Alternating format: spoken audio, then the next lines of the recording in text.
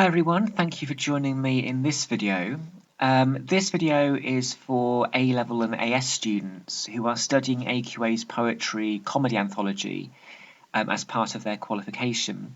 In this video I'm going to be showing you an example of an AS response, so really important, this is for the AS level, not the full A level. So for AS, of course, you write one essay about the poems. In A level, you have to write about the poems plus another text. So in this video, I'm just going to be showing you the AS example. There are 7 poems in total, and on my channel there's a video already for each of them, plus a summary video. So if you need to revise any of these 7 poems by Burns and Dunn and Larkin and so on, then please go back and have a look on my channel for those videos. A reminder that in the exam board is going to give you one poem in the question that you have to talk about, and I always say to students you need to choose another 1 poem from the remaining 6. So in total you'll be analysing 2 poems in 45 minutes. It's far better to do 2 poems than try and talk about 4 or 5 in that time, because otherwise you'll be rushing. Always important as well that for English, of course, particularly A-level, the mantra always is answer the question. So you have to engage with the poems and answer the question through the lens of that question, meaning that you are discussing the task by using the poems, not just analysing the poems and forgetting what the task is. The students that are clearly on task always get the better marks. So the way to do that is to repeat the key word or key phrase in the question several times throughout your essay to keep yourself on track. There's no need to compare poems together, and I also say to my students that I don't want a lengthy introduction or conclusion, because that can be time wasters. Those can be time wasters. Students rarely see anything productive in them. And this exam for AS, not A-level, but for AS, is open book.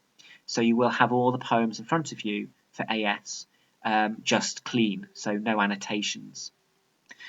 So the task that we're going to look at is this one: explore the view that men are often figures of ridicule in the comedy poems. You must refer to a satirical elegy and at least one other poem. So Satircal Elegy you'll have to talk about by Jonathan Swift, but you have to talk about at least one other poem. So I'm going to go through the 2 poems, or go through the response that uses these 2 poems. For this essay, Satircal Elegy has of course been used, and Tam O Shanter by Robert Burns. Both of those videos are on my YouTube channel, video 25 and video 34, about half an hour each, as you can see. And both of these poems of course feature a man which could be seen as a figure of ridicule or quite foolish. So let's dive in to what a student wrote. So their introduction is the first 3 lines. Men are often figures of ridicule in comedy because of their foibles and shortcomings, where readers and audiences are invited to mock and make fun of their flawed behaviour. In the comedy poems, both Satircal Elegy and Tam O Shanter suggest that men are often central figures of mockery.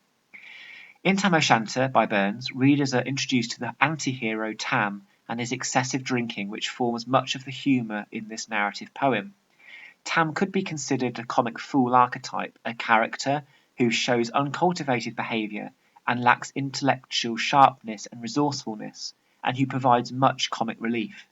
In the absurd world of the poem, Tam has spent all his money in the local pub and has to leave as it is closing time.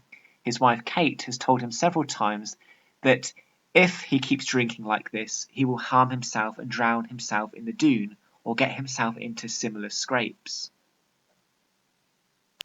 Kate's anger is shown through the pathetic fallacy of the storm, as well as the phrase blethering, blustering, drunken Blenheim. The alliteration captures Kate's anger and her husband's foolishness. Tam's drunken state is the main reason why he does not run away when he first sees the party inside the church. Instead, he asks his horse to go nearer to the church window, suggesting his drunkenness has made him feel brave and invincible, but also amplifies his own sense of stupidity. The climax of the poem is when Tam shouts out "Weel done, Cutty Sark" to an old witch because, through his beer goggles, she seems more attractive to him than she actually is. showing how comedy has taken a figure of folklore and antagonism into something to be lusted over for comic effect. Following the chaotic and absurd chase to the bridge, Tam survives, showing how comedy is often about survival and a happy resolution, although Meg does lose her tail. The speaker of the poem seems to take delight in telling readers about Tam's foolish buffoonery, as well as gives readers a didactic message at the end of the poem, that being we should remember this story and what happened to Meg if we want to go out drinking. So that's essentially half of the essay, just one block about one poem, and you can see that they're clearly on task because they have mentioned multiple times Tam's foolishness and how he's seen as a figure of ridicule. So that meets the criteria of the essay task. They then go and talk about the second poem, which is a Satircal Elegy. In Satircal Elegy by Swift, the speaker attacks the pride and vanity of the first Duke of Marlborough, John Churchill. The poem is written as a Juvenalian satire, which is a bitter and aggressive attack of the Duke's incompetence and greed, and reinforces how satire often focuses on those with wealth and influence, and exposing incompetence from an elite. The iambic tetrameter and consistent use of rhyming couplets creates a non-stop attack full of vitriol and aggression, as the speaker takes issue with the Duke's profit and pride. Accused of being a war profiteer who was kept in luxury while people were killed on the battlefield, the speaker ironically labels the Duke a mighty warrior, when actually the speaker is ridiculing the Duke's comfort.